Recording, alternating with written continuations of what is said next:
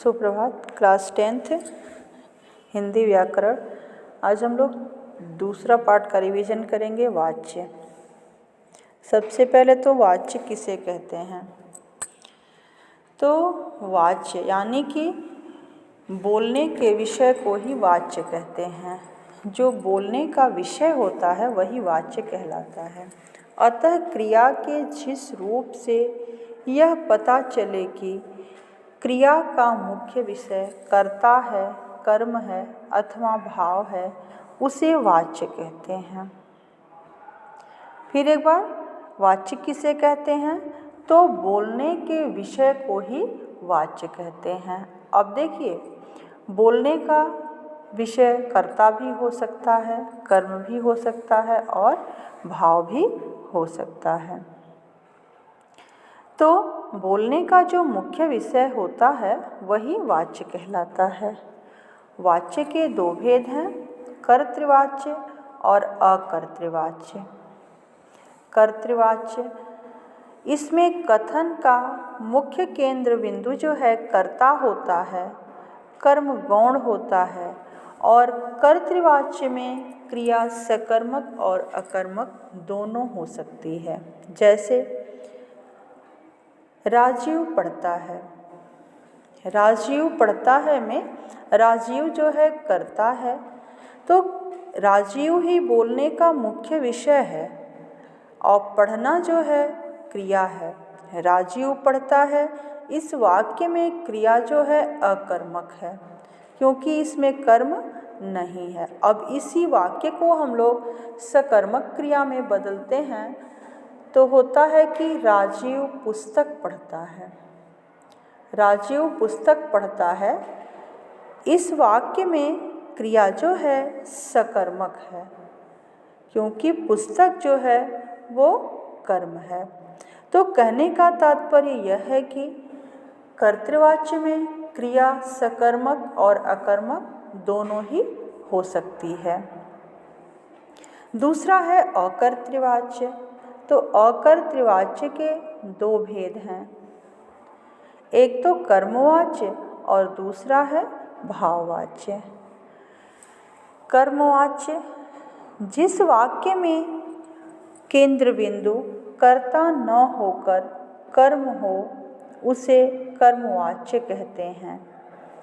कर्म की प्रधानता के कारण, यानी कि कर्मवाच्य में कर्म की प्रधानता के कारण या तो कर्ता का लोप हो जाता है या कर्ता के बाद से अथवा द्वारा का प्रयोग होता है। जैसे सोनिया से गीत गाया गया। सोनिया से गीत गाया गया, इसमें सोनिया के बाद से का प्रयोग है। सोनिया के बाद यानी सोनिया जो है करता है, गाने का काम वही कर रही है और सोनिया के बाद से लगा हुआ है, इससे ये पता चलता है कि कर्मवाच्य है। अब देखिए, दूसरा उदाहरण है, पतंग उड़ रही है। आसमान में जो पतंग उड़ रही है उसको उड़ाने वाला निश्चित ही कोई न कोई है, लेकिन अब कौन है यह पता नहीं है। तो इससे ये पता चलता है कि यहाँ कर्ता का लोप है, यानी कि कर्ता है तो लेकिन उसका लोप है, वो दिखाई नहीं दे रहा है। पतंग को उड़ाने वाला कोई न कोई तो है, लेकिन इसमें बस इतना ही कहा गया कि पतंग उड़ रही है, यानी कि इस वाक्य में कर्ता का लोप है। तो कर्मवाच्य के नियम के अनुसार या तो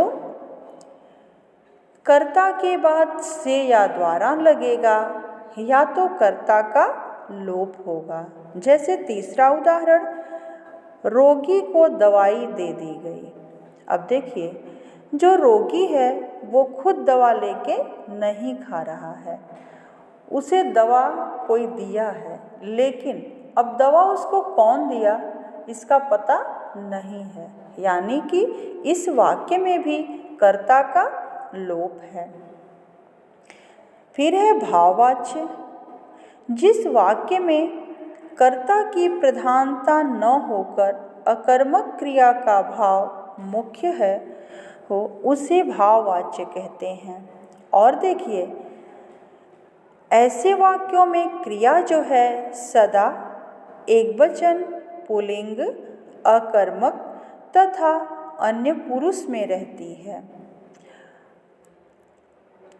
अब देखिए, हर वाक्य के लिए अलग अलग नियम हैं। भाववाच्य के लिए ये नियम है कि क्रिया जो होगी एकवचन की होगी, पुल्लिंग होगी, अकर्मक होगी और अन्य पुरुष की होगी। ठीक ना?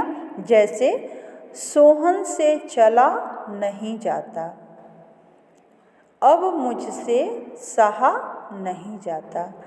तो इनमें जो है चला तथा सहा क्रियाएं ही जो हैं वही मुख्य हैं। और जब चला और सहा क्रिया ही मुख्य है तो इससे ये पता चलता है कि ये भाववाच्य के उदाहरण हैं। ठीक है? तो इस तरह वाच्य को हम क्या कहते हैं, वाच्य किसे कहते हैं? तो बोलने के विषय को ही वाच्य कहते हैं। वाच्य के मुख्य रूप से दो भेद होते हैं, कर्तृवाच्य और अकर्तृवाच्य। फिर अकर्तृवाच्य के दो भेद हैं, कर्मवाच्य और भाववाच्य। तो इस तरह वाक्य को वाच्य के अनुसार ही एक दूसरे में परिवर्तित करने के लिए आता है। धन्यवाद।